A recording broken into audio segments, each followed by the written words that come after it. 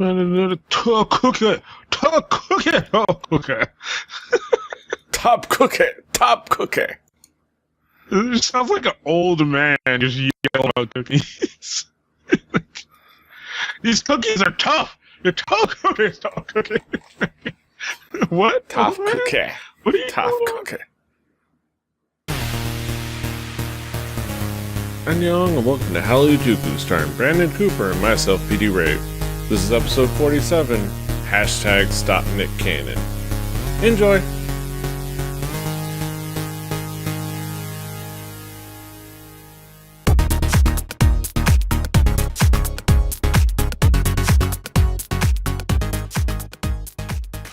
Buenos nachos, amigos, and welcome to another fine episode of Hallyujuku.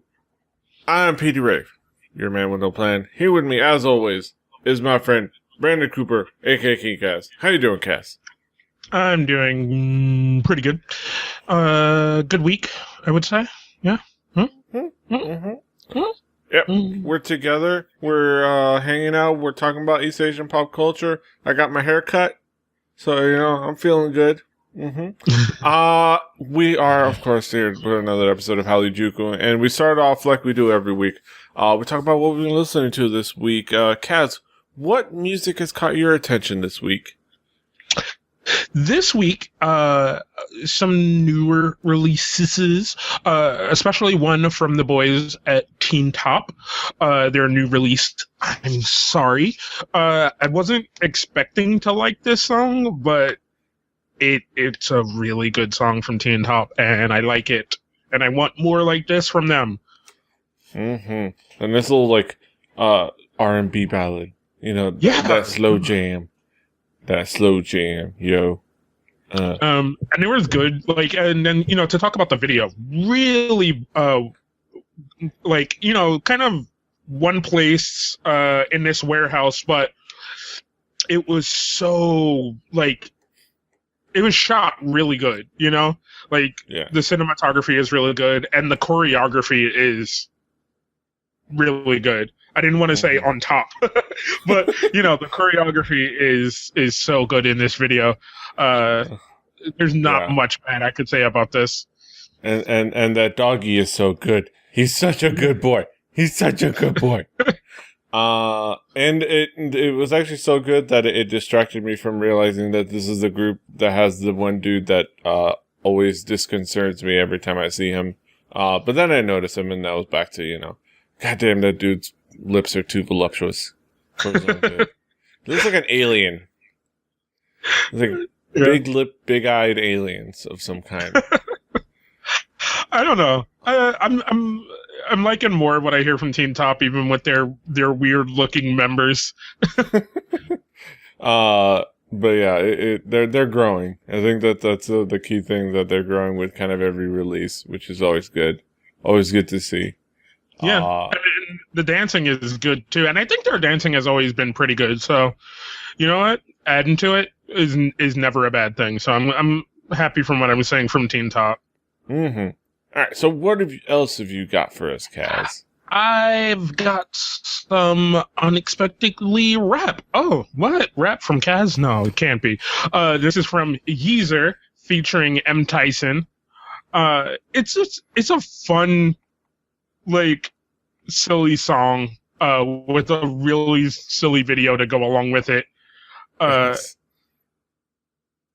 I don't know, I just enjoyed it as soon as I clicked on it. Yeah, that's a really cool beat. It is an interesting. It's Yeezer's or Yeezer. Oh, I know what it is. Yeezer. Oh, Yeezer. I was saying Yeezer. Yeezer. He ain't Jesus. He ain't Wee fan. That's Jesus. Yeezer with Najsun Yoja, or Strange Woman. It's an interesting. It's that kind of. I think this is the kind of hip hop I always think is something that can be easily landed by somebody in Korean hip hop. It's very skilled and very fun and very kind of quirky. It's one of those styles that I think is done really well, and I like it. I like it. It was fun. It was catchy too. Yeah, I thought so too. Like, that's the same exact feeling I had. It was just fun and catchy, and then the deeper and deeper you get into the video, the sillier it gets, and it just makes it fun. So, and that weird head bob thing when they're walking, where the camera is kind of zooming in and out. Yeah, like it's stabilized. It's stabilized video. It's like what it is. It's like it's stabilized on their face. So it's like and the fact that you see all these women turning around and the dude's faces are on them. Yeah, that got me the first time. I was like, wait, hold on, what? Oh, okay, no, I get it now. Yes, that lady has a slight goatee. What's going on here? But yeah, still a cool song. All right, so, one more. Going back to more ballady type stuff, a song from Monday Kiz called "Words to Kill." So there are a few things that caught me about this, right? Really, really exceptionally well sung and well put together song, right? It was just one of those like kind of weeks for me where everything I was like, oh, this is new. Let me click on this. And it was just like, oh man, that's really good. Oh, this is new. Let me click on this. This is, really good as well. This reminds me of that Brian McKnight Sonny video in a little bit, but done way better. Yes. Because it's all silhouette-y and black and white and mainly words to the song on the screen, But it's done so much better in that style than what they did. Yeah. But it's a really cool song. It's sung really well. The kind of that ballad style, kind of folksy a little bit, with a little cool guitar. But yeah, it's really cool. Andue. Yeah, no, I had a lot of fun with it, and that's what it instantly made me think of. I was like, oh, they have the silhouette-y thing, like the Sonny Brian McKnight video, except this is better. Yes, yes, so much better. But yeah, it's another interesting, new to us. I'm gonna say artist. I don't know if he's new in general. Yeah. But he's new to us for sure. Let me look. Yeah, I forgot to look. I don't. Apparently, all I know is the album is open on October 1st, 2014. Yep. So it's been out for a minute. Maybe something I pick up. Oh. But yeah, it's some more stuff. So and speaking of interesting folksy, guitar-y, interesting things, another kind of cool song from Busera. Busera's kind of been going at a good clip. She had a kind of a break recently, but then she came back with a couple like practice videos and a couple of things, and then she went ahead and put up a video of an original composition that she put together called Lilac. And it was kind of a really well done song for somebody that's been kind of just going on their own for a little while, for a self-composed song from somebody that's just, kind of getting their feet under them. It's actually really well done. Like it was catchy. It was on some parts. It was interesting, kind of had some layers to it. And it was really pretty. Pretty vocals. It's not the greatest song in the world, but it is a good song. And it sounds like it would fit right in as a quirky, like an OST for a drama for like their quirky comedy moments. Yeah, or like they're like the cute like the cute date scenes, I like you, and then like somebody mirrors macchiato film on the other person and then wipes it off, and a whole lot of cuteness happening. Yeah. What did you think of the song? You could hear it in one of those, like, now that you say that, you could hear it in like one of those cafe style, like series where like it revolves around like a restaurant or a cafe or some kind of store, you know, where like the girl is running this store and she's just barely making it, and this rich guy comes along and like, you know, buys something from her, but he sees her and he starts to feel her, and then this plays over the speakers, you know, as she spills the coffee on him because she's staring at him a little too hard. Yeah. Kind of like those moments with Crystal and Rain on that show they're on together, where you see her look at him and you think she wants to be. She wants to be. She wants that 30 sexy. That 30 sexy. But yeah, it was really cute, and I'm really digging the fact that Ryuseta is keeping on this tip of just kind of going on her own and just putting stuff on YouTube, writing your own music, you know, getting in there and like just practicing a lot and just like sitting around and just making songs and singing and composing songs, which is cool. We're very much fans of self-made content creators. Those of us, like, that's kind of by obviously that's kind of our bread and butter. So we're definitely fans of this, and she's doing a good job at what she's doing. But yeah, I'm moving on to another couple of tracks, bigger releases now. Well, elevating releases. This is, I guess, kind of elevation. The elevation of release. Yeah, not to oversell Spica's popularity, God bless him. But Spica came back with a track, a new track called Ghost. Spica, all 5 members this time. I imagine kind of put out this little special release for the summer. Got together with kind of a old collaborator of theirs, kind of one of the main ones that from their earlier area. Sweet Tune for the song Ghost, and it really kind of they kind of nail it, and it plays exactly to their strengths in every way possible. It really works well with doing exactly what it needs to do to showcase them and their abilities. The drama of the video isn't the most complex story, but it works well with the song, and it carries the song well, and it is Spica at their best, and it's Spica nailing it flawlessly. What did you think, Kaz? Do you think this worked well? I liked the song. I didn't like the video much. Yeah. I think I didn't like the video because I was just lost after the first few minutes. I wasn't exactly sure what was going on. There's crying and there's flowers. That's it. Yeah, like that's just pretty much what I got. It was just like, okay, she's crying, okay, but wait, no, he's with her. Okay, wait, what? Like, huh? I was like, you know what? I'm gonna just pay attention to the song. And I just didn't pay attention to the rest of the video. I just listened to the song, and that was it. Yeah, and it was like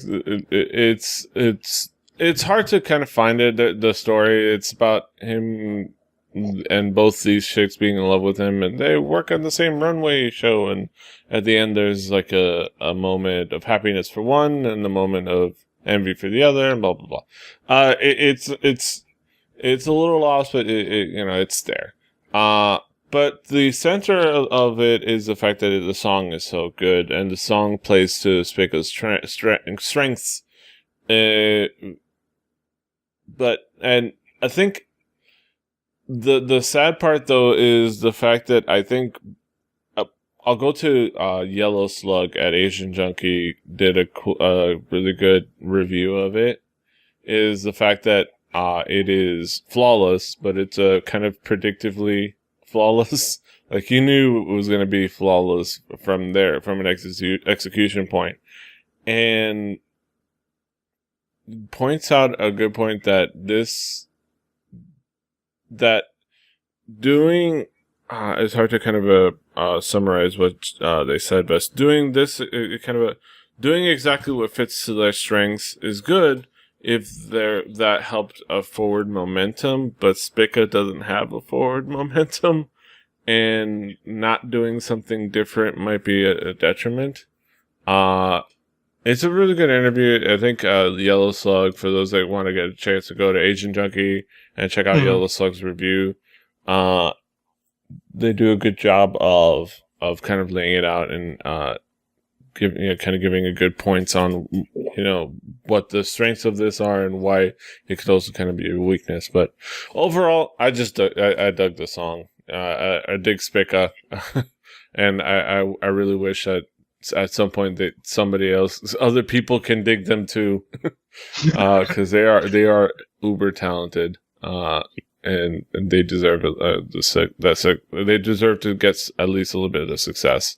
But moving on to a slightly more high profile group, Ace of Angels, aka AOA, a group that used to have a band. Used to have two versions of themselves, but they've abandoned one version, and now only exists as this version. Ace of Angels, called AOA, come out with a new track called "I'll Like a Cat." Once again, teaming up with Brave Brothers, because when you follow a formula, that gets you money. You go with it. But this one isn't quite as run of the mill as the last track that they came out with. The last track they came out with, Miniskirt. It's actually a little bit more catchy. The video's fun, and damn, they all look attractive. Yeah, they're all good-looking girls. I liked this song. It was one of the I think what happened was I started watching the video and I was like, okay, but then you kind of start looking at the girls and listening to the music, and you're like, oh, wow, hold on, they can sing pretty good. Then I started watching the video again, and I ran into some issues, like right here. She drops down into the middle of the room and then goes and hides in the corner. You drop down into the middle of the room. If someone was in there, they saw you. Yeah, no, not the best place to hide. Not stealth. Also, this has to be, that part has to be the worst fake climbing on a wall thing. Yeah. That one is almost, I think it's even sillier than the old Batman series when they would just be walking up and they would be hanging on a rope, slightly leaning back. You know? That's even worse, because it doesn't even look like it. Does she have Spider-Man powers? Right, because she looks down like, oh, where's my foot? Honey, your foot is just hanging in midair. You're making it look like your foot is pressing you up, but it's just dangling. You might as well be kicking your feet at that point. It's like, homeboy here sees somebody in the dark. You just kind of go right up to his face. It's like, oh, he saw me. Give him a boner. Right. He'll distract him. It was a dream. They were the worst thieves, just ever. Yes, the worst. But it made for a fun, silly video. Fun video, and at the end, what really solved it is just, we got caught. Let's pistol whip everyone. Fuck it. Let's pistol whip everyone. And then, the great reveal at the end is, and I'll show the part where they pistol whip everybody. The great, fantastic reveal is that they had the key all along because she picked it at the beginning. Of course, they pistol whipped everyone. Could have picked the key right then and there, and for all intents and purposes. But no, she then it also makes got the key earlier. Everything else that they did irrelevant. You didn't need to bump into him, because what did you need his phone for? The plans and schematics? Don't you know the plans and schematics, being that you have an inside man? 2, why are you going to his apartment? If you're all working together, why did she not tell you that she had the key? Was she going to double cross you? I had the key all along. Bitch, why didn't you tell us? Right. But no, a silly video, really pretty girls, but goddamn, a really good song, man. A really, really good song. Really well made song. Yeah, and it's really cool. And really well done, though. I have to say, there is technically two versions of AOA. Have they just completely abandoned AOA Black? Because they have this. This is technically AOA White. Their group main, like, just basic girl group. Not basic. I mean, center standard go-to girl group. Nothing basic about them. But they also have AOA Black, where they play instruments, a few of them, and they also have a drummer that it only exists in that version of the band. She's even called a half angel. Where is that group, and where is she? Has anybody seen her? Let's give them time to be like, okay, promote AOA White, and then when that's done, promote AOA Black, you know? Like, maybe that's what they're doing? Maybe? It's already been like 3 comebacks for AOA White, so... Maybe you get 3 and the other group gets 3. I don't know. We'll leave that. We'll leave that out there. We'll leave that for others to speculate. Speculate down here in the comments. Down there where I'm pointing at in the video. Or on our website if you're listening to the audio. Just leave the comments. Let us know where they might be. But in the meanwhile, we're going to head over to our headlines. So join us over there, won't you?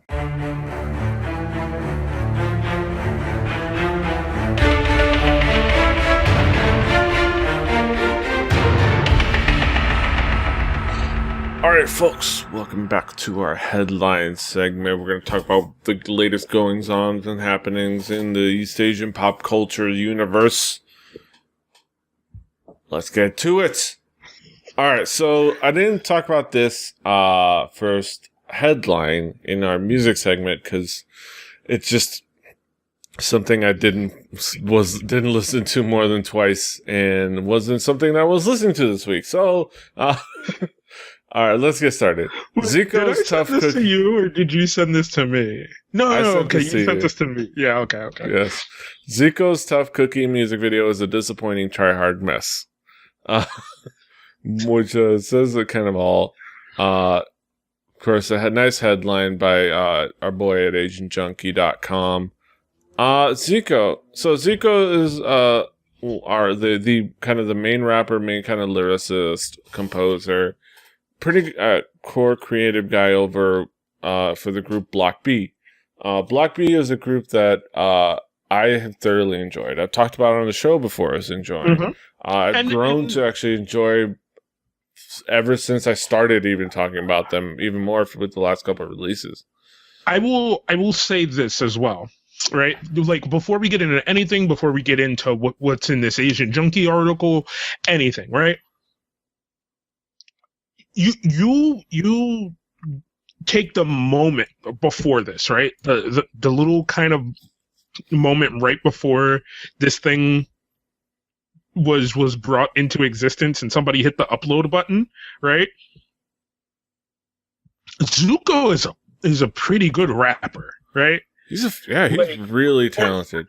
For him to be an idol rapper, he's a pretty good rapper. He was even was in a moment of oh God, what was the show? Show Me the Money 3, where he guested on someone's song to help them out or whatever on one of Otelli's songs. He comes out as a guest for Otelli, who I think is a really exceptional rapper, and him and fucking Iron need to put out albums. But other than that, right? Like, of the idol rappers that are out there, and I'm making that separation between solo rappers, you know, the J Parks, the Dokies, the Geckos, the people like that, and idol rappers, the Tops, the GDs, you know, I can't think of anyone else. But Zico is one of those guys in that system that is probably a rapper way before he is an idol, right? Yeah. Kind of like Top, really.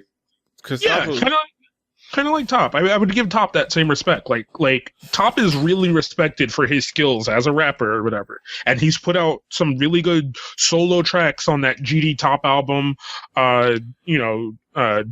Doom Dada, and just there's other songs out there that really showcase Top's rapping ability as a rapper outside of the idol culture thing. But Zico is one of those guys as well who you would think, okay, yeah, Zuko's a really good rapper or whatever. But you always get those tinges from Zico that he watched Scarface one too many times. So Zico is a fantastic rapper, and he has talent. He has talent. He has skill, not just as a rapper, but as a composer, as a writer. Because he wrote a couple of the last songs. He writes for Block B. He composes for Block B. He's responsible for hit music. So he's not untalented. He's actually quite talented. And when this song was, I think I heard, rumblings that he was going to put out some solo work, I was excited because it was going to be something kind of from him, just kind of his own mind, kind of his own style. And I was looking forward to it. Even when the teaser came out and it was just like the chorus, I was like, ah, man, that chorus sounds dumb. But the song's going to be cool. The chorus is going to be dumb, but I'll laugh that chorus off and I'll say, the chorus is dumb, but the overall the song is awesome. But then it comes out, and then I watch it, and it is wall to wall, the very definition of the term try hard. First of all, he had to recruit his boy from the hood, like Don Mills, who in this context, he's again another very talented guy. He features actually very well, and we'll get into what's actually really good about this song in a little bit. But I want to complain first. But Don Mills, in context of this, and in context of with Zico and what we know of Zico, looks like the guy that the guy from the old neighborhood that the guy you brought in won't let go of and keeps wanting around. Like, he looks exactly like that shouldn't be around, shouldn't be hanging around. He's from the old hood. He can't let him go. You just wanted to help him out. He looks exactly like that.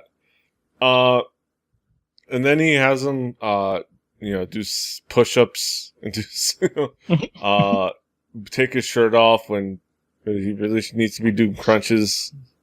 Your boy, he ain't Taeyong, you don't need to be taking his shirt off.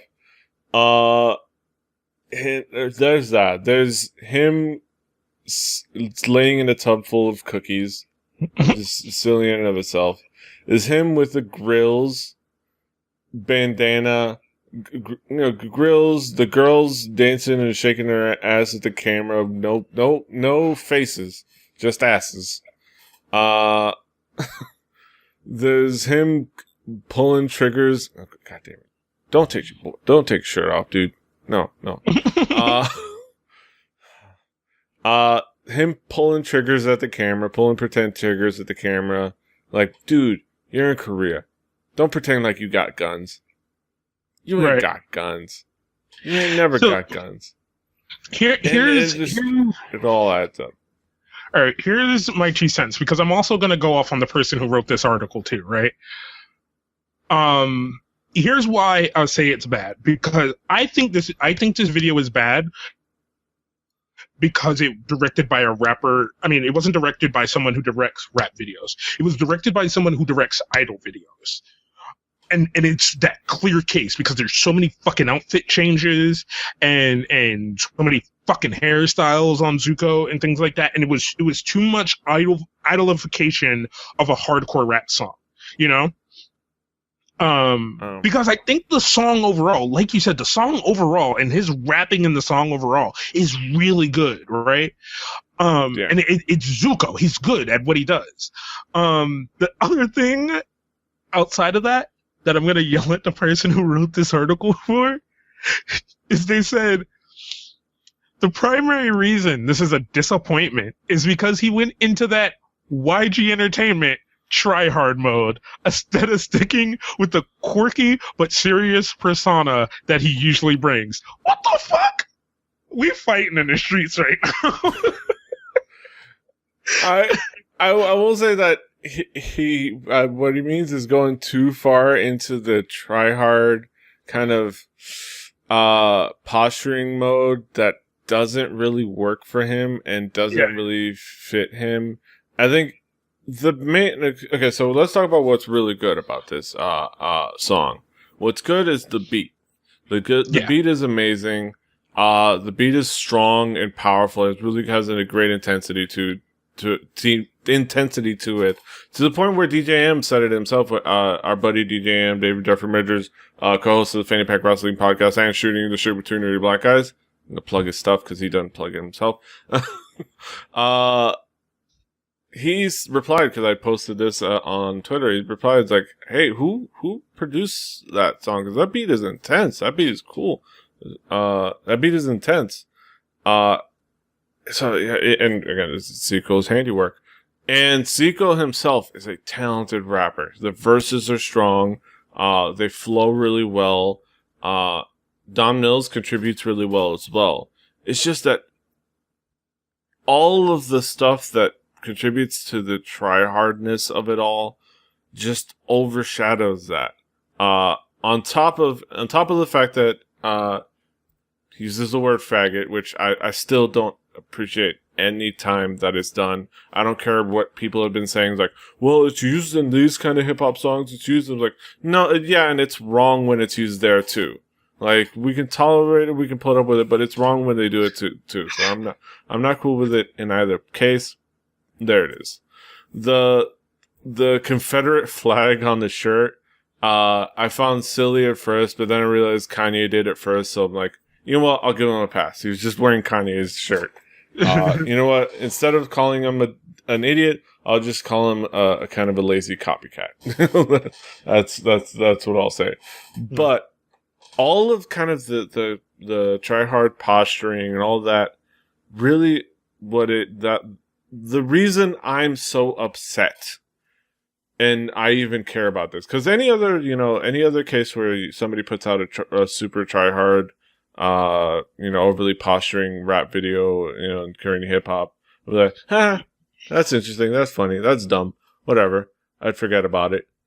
But the reason I care is because Zico's talented, and he has so much potential and so much skill that he could do something. If he kept it, like, again, another point that I think I agree with, I don't know if you would agree with, was the part where I was going to get to that. Where ITFE, I am the fucking boss, points out that instead of doing all this posturing, he had already done a perfectly good music video for this, for Mnet, where he was just in a white room, standing there, rapping.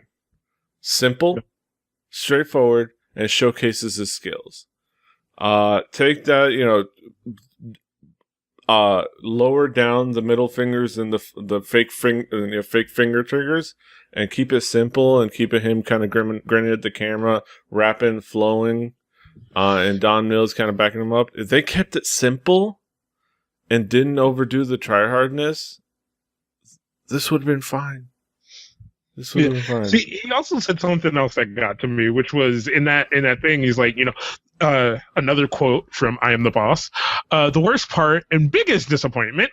The reason I was excited about this was that Zuko had already made a music video with this song for M Night. That was perfect for this, and instead he ditched it for a concept that comes off as lame, which it is. It is really like. It's even over top for even American rap, I would think, like, and then he says, sort of like when Jay Park tries to rap. Yo,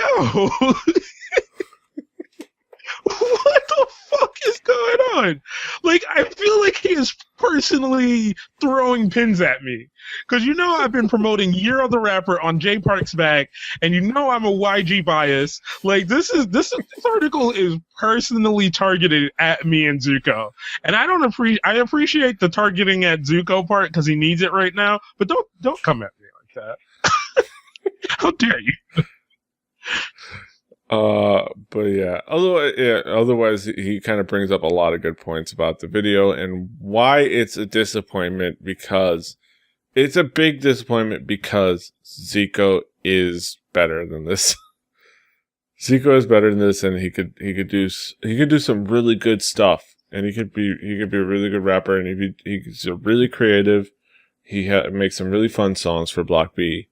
But this it irked me because of that. And that's the only reason I care so much, to get this worked up about this video and get this worked about this song.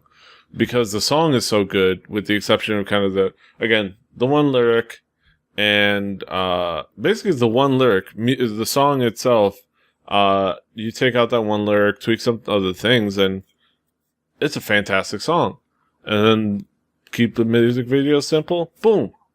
I would love this, but it disappointed me on a major level.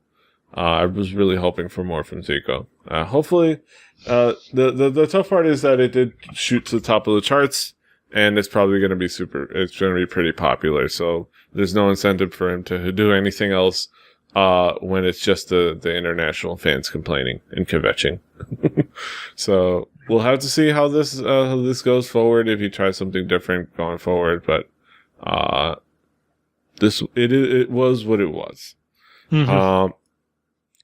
All right, moving on to more of me getting angry at somebody for some bullshit. Video of foreign pickup artists harassing Japanese women goes viral. Of course, as soon as the word pickup artist goes around, that already starts to get my little blood boiling. Because fuck those fucktards.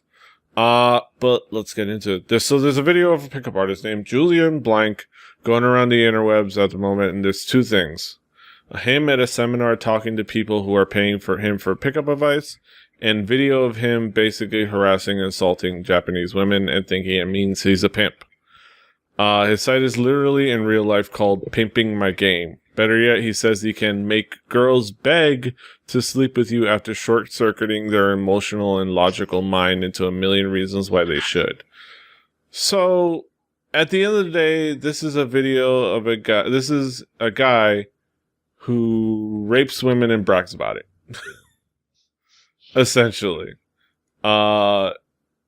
Which is basically a lot of pickup artists, but this is the one that's catching attention. And of course, it's a part of it is also him playing on Japanese men, and also using techniques playing on Japanese culture and women's, societal cultural reasons, and why Japanese women are less likely to fight back for societal and cultural reasons. So he's gleeful that he can molest them without much concern. This irks me, Kaz. This got my blood boiling and it got me pissed off. Can we dox this guy? Can we dox this guy instead of going after well-meaning, women in the gaming industry? Can we go after this guy?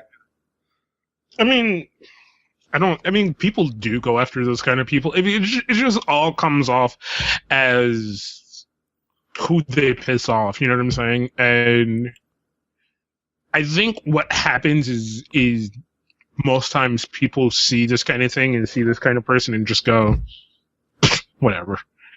Like I think they too easily just go, that's stupid, I don't care, and move on from it, instead of kind of speaking to it overall.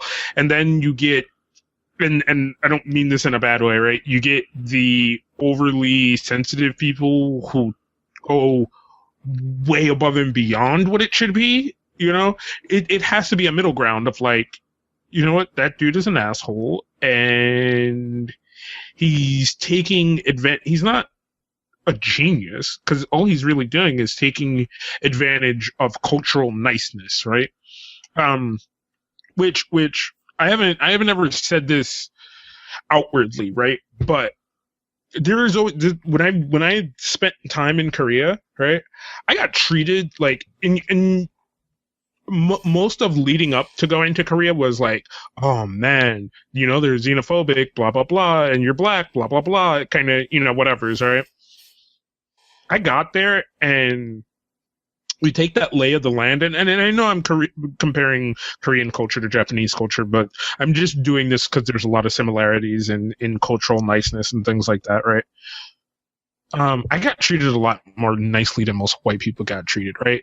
And I think it's for two things, right? American white people come off as like really overzealous and confident, and like they own everything, right? And people pick up on that, right? And it kind of becomes a cultural thing or whatever. And then the other thing is, a lot of these countries generally don't see too many black people, right?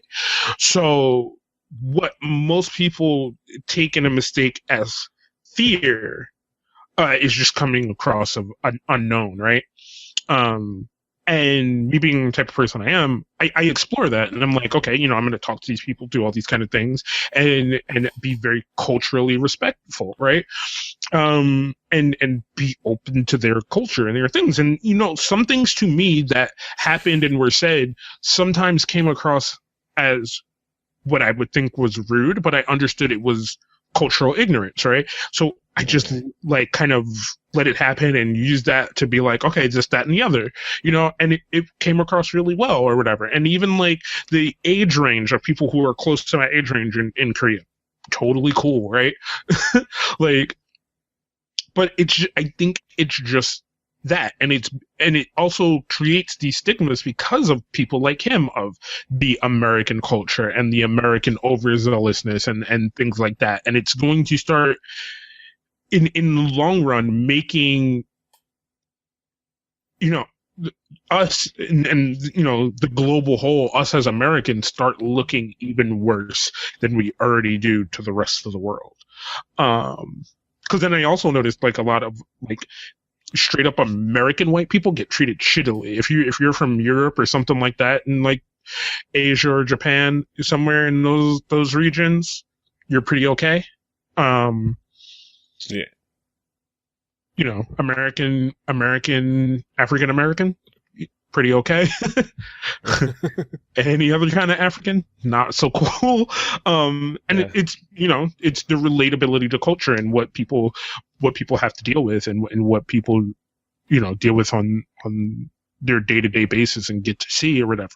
And I will say, I got a lot colder shoulder the closer and closer you get to an army base. Yeah. Because that is an area where they have dealt with the ignorance of the cultural American for a really long time, and it's harder to break down that wall to be like, I am not them, like I'm cool, they're not, or whatever. But like, I never had any of those problems that a lot of people have when they go to those countries and that they talk about, because one, I already had an understanding of the culture, and two, I'm not ignorant, and that's what this is. This is pure fucking ignorance of I'm smarter than this culture, kind of thing or whatever. And I'm going to pick apart these little incy teensy things or whatever and be the cool guy or whatever. And, you take enough lonely nerds that, like Asian women, and end up in Asian countries, and they're like, oh man, I want to bag the white dragon, so to speak. Yeah. They want to bag they want to bang the Japanese chicks. They have this again, getting into fetishization and all that craziness, but it's like, it's if being a pickup artist, I like this line. It's like, I'm sure there are a lot of successful pickup artists, quote unquote, out there. Being a pickup artist consists of using superior physical strength to get your way from women when they want nothing to do with you. aka a rapist. Exactly. It's like a lot of it is like what he is doing is using kind of his physical strength. And there's a video, trigger warning. Just throwing that out there, trigger warning. I know it's kind of it's turned into catch a turn, but he is physically assaulting people, and that could cause some badness. I know I haven't really been able to watch it because it's just so. Ugh. Oh, I watched it. But I watched it, but it's dumb. It's he's dumb, and it's scary, and let's take that guy down. Hashtag take down Julian Blanc. But moving on in our lives, because we have to move on sometimes. Move on to another bit of shadiness. SM Shady Dealing. Author confirms they forced JYJ out of new K-pop book. This is from Beyond Hallyu. The author of a recently released book about K-pop has revealed that SM Entertainment pressured his publisher to remove references to JYJ and the TVXQ lawsuit. This came to light when one of the favorite bloggers, Oigukin, wrote an in-depth review of Mark James Russell's book K-pop Now: The Korean Music Revolution. She pointed out that there were some odd inconsistencies in the book in the way TVXQ and JYJ were covered. However, unlike those other reviews, this time the author took the time to directly respond to the criticism in the comments of his blog. Russell confirmed, as they had suspected, that this effective deletion of JYJ from K-pop history was the result of interference from SM Entertainment. He said, "Yes, I agree with you about the JYJ TVXQ issue, but alas, that was not my call. SM Entertainment was quite adamant about how TVXQ was covered, which is too bad, as I really liked Zaya's incredible... just a fantastic song. Of course, this does not go well with fans of JYJ. And it kind of goes on, and it really goes into the fact that they didn't even like the fact that they were referred to as previously a group of five that became a duo. Did kind of interfered with any kind of coverage of their history. Which goes into kind of the mental narrative we have of the whole issue of why JYJ is never on music shows and is hardly on TV promoting anymore. Because SM has basically blacklisted them. And this is one of those things where it's like, oh, that happens in real life, huh? Yep. It's like this is the kind of thing you would expect on a drama, on a soap opera. As like an exaggerated thing, you would look at it like, man, that's an exaggeration. Why would they block it? But no, it's real life. This is real life.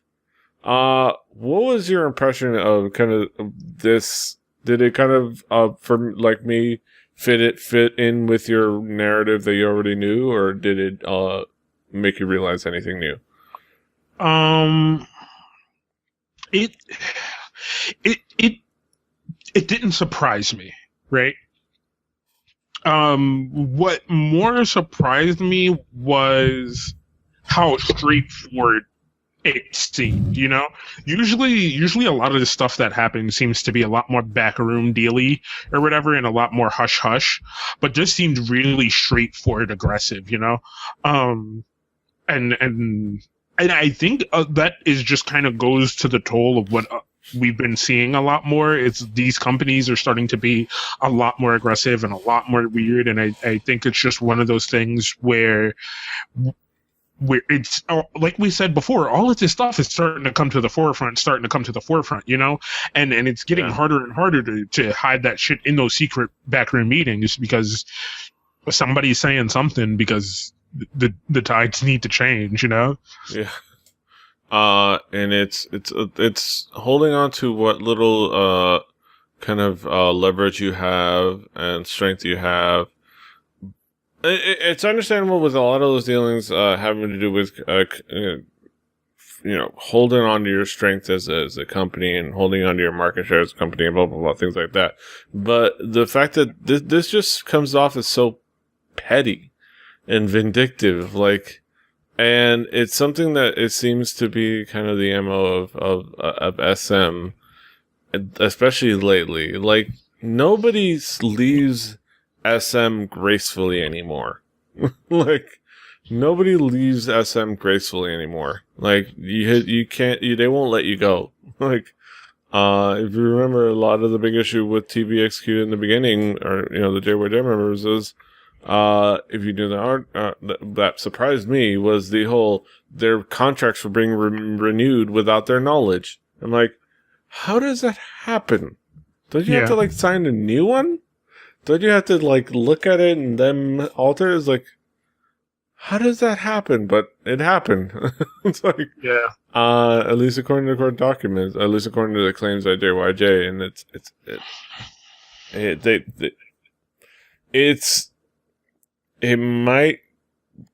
we'll have to see how soon it comes to a tipping point where the system and the old way will have to become a new way at some point. It's hard because they kind of are stuck in their ways, but I don't know. It's a little disconcerting how petty they can be. It's a little disconcerting. It's really weird. Like, there really at some point needs to be a culture change in the K-pop industry, in the heads of the K-pop industry in general, and then the trickle down into specific companies, one being SM and then two being JYP. Like, of the big ones, that is, and then there just needs to be a definite culture change overall in just the Japanese music industry. But I'm not even gonna get into that. Yeah. It's a culture change there. I think because before, and there was actually a cool, again, another interesting Agent Junkie article where they kind of go into the 101s of the industry and the music business 101 and what's the real deal with aspiring K-pop stars.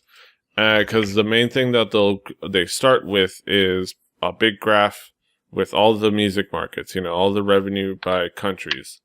And you see USA, Japan, Germany, United Kingdom, France, Australia, Canada, Brazil, Italy, the Netherlands, and rest of world. Notice one name I didn't include: South Korea. They are part of rest of world. So they have been this small market that has been that has been successfully sometimes is trying to break out into markets where they can actually make bigger money, but kind of a feeder outer that doesn't necessarily have its own spotlight itself on a grand level. But now they're starting to have, and we're going to talk about one big reason why they're going to start to have a bigger spotlight, but with new releases, new crossover potentials, of actual proper crossover potentials, and the new possibilities of feeding out from them, feeding out from their industry to other markets that have a bigger spotlight to shine on them. These kind of things that don't reflect well on kind of how they work will have to be adjusted, because Japan has the same issues, but they don't have to feed out. They can just, they're like a self-feeding, they're like a snake eating its tail, which we can get to. They have their own market, and that's why they don't give a shit. As you can see, that big slice of the pie. They don't have to care. But Korea, the ROK, being a market that has to feed out, they kind of will have to care at some point about how they work, how their business works, and how they treat their talent. Because once the global spotlight shines on them, what is it gonna, the light, sometimes is the best bleach. So we're gonna have to see what it shines its light on. So we're gonna hope for the best. But speaking of Japan and the snake eating its own tail, CD loving Japan resists move to online music. Around and this is kind of our we're talking about the New York Times. We're getting big time here. We have a New York Times article. We're getting fancy up in here. This is by Ben Cesario of the New York Times. Around the world, the music business has shifted toward downloads and streaming, but in Japan, the compact disc is still king. On a drizzly Sunday afternoon recently, Tower Records' 9-level flagship store here was packed with customers like Kimiaki Koinuma, a 23-year-old engineer in a Didi Ramon t-shirt. Mr. Koinuma said that, unlike most men his age around the world, he spends little time with digital services and prefers his music on disc. I buy around 3 CDs a month, he said, showing off a haul of 6 new albums, including the Rolling Stones classic Exile on Main Street, and an assortment of the latest Japanese pop hits. Japan may be one of the world's perennial early adopters of new technologies, but its continued attachment to the CD puts it sharply at odds with the rest of the global music industry. CDs are falling worldwide, including in Japan. They still account for 80% of the sales there. And kind of goes on really well written because, well, it's the New York Times, so and it goes on to point out kind of the different levels, the different kind of aspects of why Japan and I believe Germany are the two kind of holdouts for still wanting CDs and not really moving towards digital.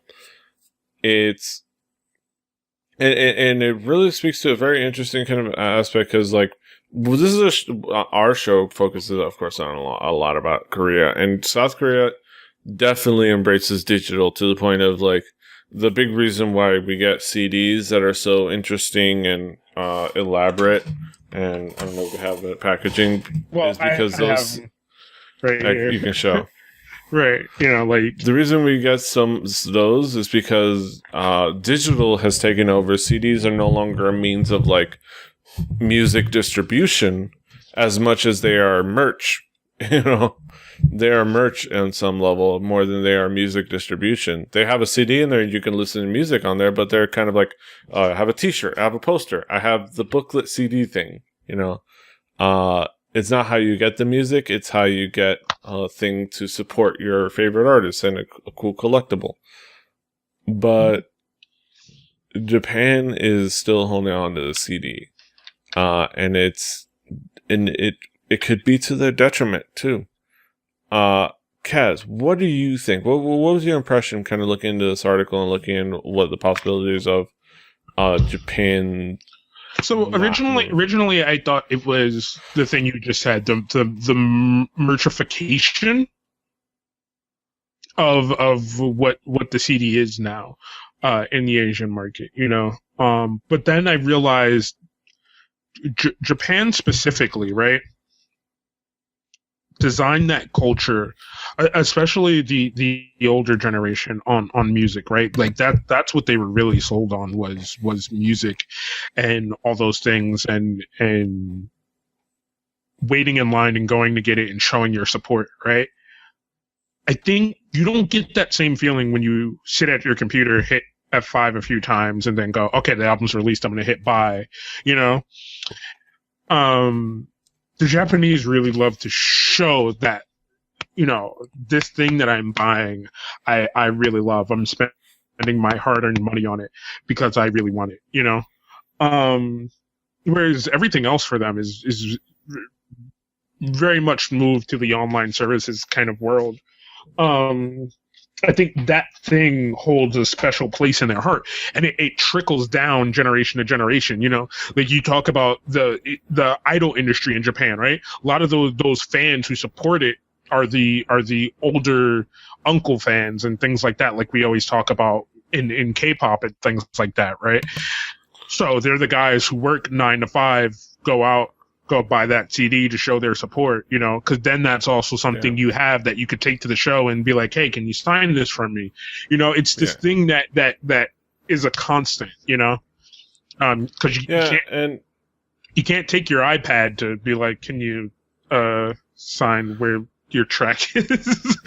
Yeah, it's like that's the fandom culture, and that definitely kind of holds true, and that holds true in Korea as well. That is for physical media is for the fans and that culture, but at the same time, there's a difference between the fandoms and mainstream popularity. Like the fandoms make 5 seconds of summer trend on Twitter every day. But do you or I know who the hell 5 Seconds of Summer are? I don't know who they are. You don't know who they are. So it's about the fact that on the whole, CD sales everywhere are declining, including Japan. What's going to take over? What else would they want? The money is still kind of declining. Those sales, that music distribution is still declining in that form. But they're kind of stonewalling the digital front, like Spotify and RDO have been stuck. Like it says here, streaming music services like Spotify and RDO, widely seen as the industry's best hope for new revenue, have stalled in efforts to enter Japan. Spotify, the biggest such player, has been stuck for 2 years in licensing negotiations with music companies in Japan, where homegrown pop idols by far outsell Western acts. Because they're stuck in not wanting to go to digital, because something that again the Korean market has kind of gone to is they distribute and sell to the mainstream audience their music on a digital level. They they can stream, they can download. There's several different music services available for them. They can all listen to music on their phone instantly. But while the fandoms still support with their CDs, the fandoms go in and they buy the CDs, sometimes buy many CDs one at a time, but that's a whole other thing. It's a whole other thing. But yeah, they do that. They that's for the fandoms, where most everybody else is just going to get the music how they want to hear them. I just want to hear that song that I heard at that coffee shop, so I'm going to get it on my phone. And that's where the market really is going to. Is it something? Can these Japanese companies learn to not get in the way of that push? Because the push is kind of there. And they're kind of stuck. That's going to be the thing. But yeah, the Tower Records still going strong. It kind of goes into more and more of the article about how if Japan falls as far as the CD sales, that kind of is Japan stops selling music. If Japan sneezes and I like this one. If Japan sneezes and Germany catches a cold, that's it. We're done. When it comes to media, in the United States, it's like and that's kind of the big worry. It's who they contend that if these countries don't embrace music online, an inevitable CD decline sale will damage the industry and on the whole. So that's worrisome. I worry, and it's something that kind of feeds into some a narrative we've talked about, how Japan kind of is holding on to the way they've been doing things and not letting things kind of go into the new ways, like not posting their music videos online. Just put them on YouTube. Let everybody see them. You're probably going to be better off. I doubt those DVD sales are that lucrative. I don't know. Yeah, I doubt they'd be that affected by you letting people watch it on YouTube. Because again, the fandom still want their collectible. The fandom will still go after getting their collectible with the booklet, with the CD, so that you're not going to lose the fandoms, and you're not going to not make money off of the fandoms because they're there. But you're going to reach a bigger market with the digital. So I think that's kind of the concern and the thought looking in on kind of Japan and where they're doing music now in the Japanese music industry. That's a concern. I don't know. Any final thoughts, Kaz, on this? I mean, I don't know. I feel like at a certain point, the tides will change, but if it's working, like, there's no reason for it not to, you know? Yeah. The tough part, it's working now. The tough part is how long will it work? But yeah. Moving on from complaining about Japan, to complaining about Nick Cannon. Nick Cannon is doing a show. That should send all kinds of red flags going up. Just that sentence. But here's the article. Read the mind-blowing script from K-Pop High, that thing Nick Cannon is actually doing. Nick Cannon was doing, so we heard word back in the day, a little while ago at the beginning of the year, that Nick Cannon was doing a show called K-Pop High. Most people kind of blocked it out of defense, out of their minds, just assuming that it wasn't really a thing that was happening, that they were having a fever dream. Well, apparently they're actually going forward and it's going to be on Nickelodeon, of all places. Nick Cannon, via his incredible entertainment production shingle, is throwing his weight behind a new series titled The Drop, aka K-Pop High, which will likely end up on the Nickelodeon network. The project is described as a half-hour musical comedy about the drama of high school, set at a diplomatic boarding school that caters to kids from all over the world. The series will follow 3 girls who don't know each other upon their arrival at the school, but soon discover that they share a sensibility for the K-pop vibe. K-pop being, in case y'all don't know, I'm going to go ahead and drop some knowledge on you. K-pop being Korean pop, a musical genre that originated in South Korea and whose roots can be traced back decades. It's called The Drop, so it's not actually called K-Pop High, which makes it slightly less bad. A little.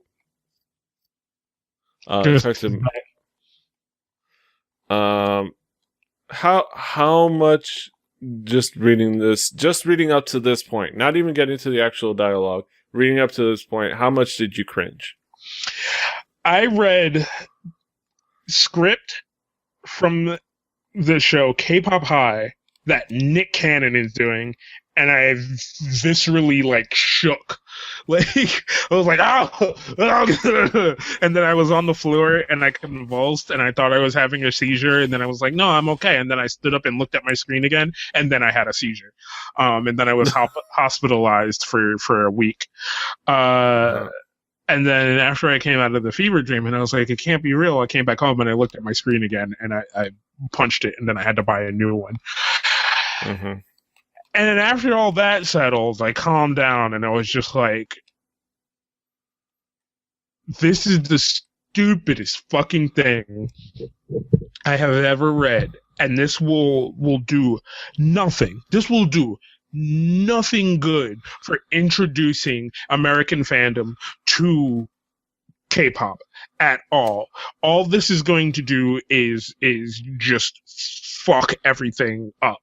It is going to mentally fuck up what people know and think and understand that K-pop is, and the people that it introduces to K-pop in a certain way is just going to be. It's going to be terrible. There's no way that this can be good. There is no physical way that this can be good, at all, for anyone. This is going to give people cancer. Mm-hmm. With that being said, do you want to be Corky or do you want to be Jody? Let's have a dramatic reading of this script here. How about you be Corky, I'll be Jody. Okay. All right. You ready for this? Are you ready for this? Right, let's get ready, everybody. This is dramatic reading by Hallyujuku. The Hallyujuku players. All right. You aren't listening, My father will not accept me in a K-pop band. I don't get it. I'm his only child, Jody. He'd take me back to Korea before he thought there was even a chance I was wasting my potential here. So just tell him that you have potential to be an amazing pop musician. When it comes to my father, he's the only one who does the telling. I have a question for you. What's the point of being young?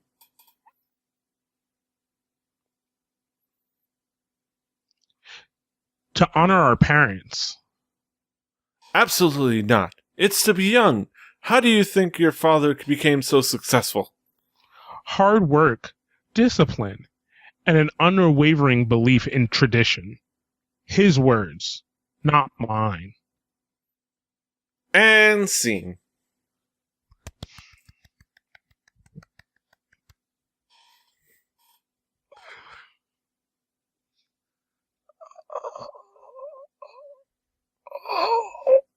It's like the palpable awkwardness can be felt even for the audio listeners. They can just feel it. Oh, They can just feel it and sense it in their hearts and souls. I think at the end, live after that. Yeah, I think we can bomb this planet and move on to the next. Wait, hold on. Okay, right. What do you think is going to be worse, this or Airs?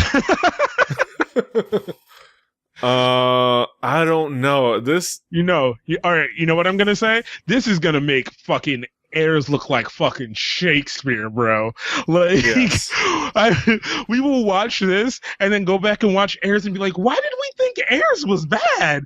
This is amazing. And then we'll go back and watch something good like fucking Coffee Prince or My Lovely Samsoon or My Love from Another Star or Good Doctor, and then we'll be like, oh god. We've been destroyed. Because at least we can say about Ares is at least that had Crystal and like her boyfriend, those two. That at least had those two, and we like those two. And Jose Ho, because he's funny.